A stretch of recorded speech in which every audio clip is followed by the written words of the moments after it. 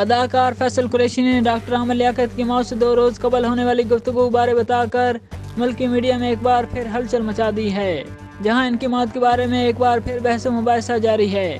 Doctor Aamir Liaquat حسین 9 جون 2022 کو پر اسرار انداز میں انتقال کر گئے تھے، جس کے بارے میں بے شمار افواہیں گردش کرتی رہیں۔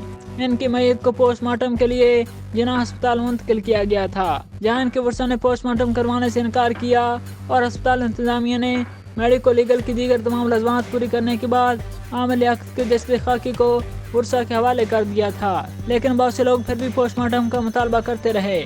ان کی پہلی بیوی بشریٰ اقبال کی درخواست پر عدالت نے پوسٹ مارٹم کا فیصلہ کالعدم قرار دے دیا تھا۔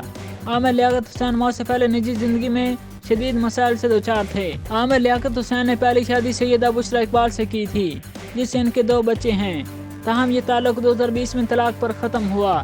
انہوں نے 2018 میں سیدہ طوبہ سے دوسری شادی کی، جس وقت ایک چینل میں کام کر رہی تھیں، لیکن بعد میں انہوں نے اداکاری بھی شروع کر دی۔ سیدہ طوبہ رمضان ٹرانسمیشن میں عامر لیاقت کے ساتھ بطور میزبان بھی نظر آئیں۔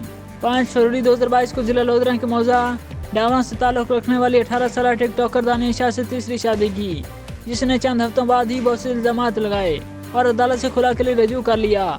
دانیہ شاہ کی جانب سے طلاق کے لیے درخواست دائر کرنے کے بعد عامر لیاقت نے ان کی مبینہ آڈیو اور بعد ازاں دانیہ شاہ نے بھی عامر لیاقت کی مبینہ آڈیو اور ویڈیو لیک کی تھیں اور دونوں نے ایک دوسرے پر سنگین الزامات بھی لگائے تھے۔ بعد ازاں 16 مئی 2022 کو عامر لیاقت نے ہار تسلیم کرتے ہوئے دانیہ شاہ سے معافی مانگتے ہوئے پاکستان چھوڑ جانے کا اعلان کیا تھا۔ حال ہی میں نجی ٹی وی پر ہونے والی رمضان کی خصوصی نشریات کے دوران فیصل قریشی نے اداکارہ سرا اصغر سے گفتگو کرتے ہوئے گزشتہ برس ڈاکٹر عامر لیاقت سے ہونے والی آخری بات چیت سے متعلق بتایا۔ فیصل قریشی نے کہا کہ مختلف لوگ ڈاکٹر عامر لیاقت کی حقیقت بارے میں باتیں کر رہے ہیں، لیکن بغیر حقیقت جانے بات نہیں کرنی چاہیے۔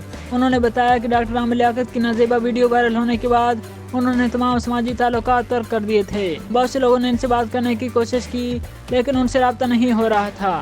میں نے اور مفتی حنیف قریشی نے انہیں بہت سمجھایا، لیکن وہ بضد تھے۔ اسے کہا میں جا رہا ہوں یار۔ اس پر میں نے کہا کہ فضول باتیں نہیں کریں، آئے ملتے ہیں، بیٹھ کر مسئلے کا کوئی حل نکالتے ہیں، لیکن وہ بار بار یہی بات دہرا رہے تھے۔ یقین کے ساتھ وہ یہ بات کر رہے تھے کہ وہ آپ یقین کریں گے اس وقت ہمارا دل جو ہے نا وہ ایسے ایسے تھا کہ میں اب نہیں رک پاؤں گا، اور پھر اس کے بعد ان کے انتقال کی خبر آ گئی۔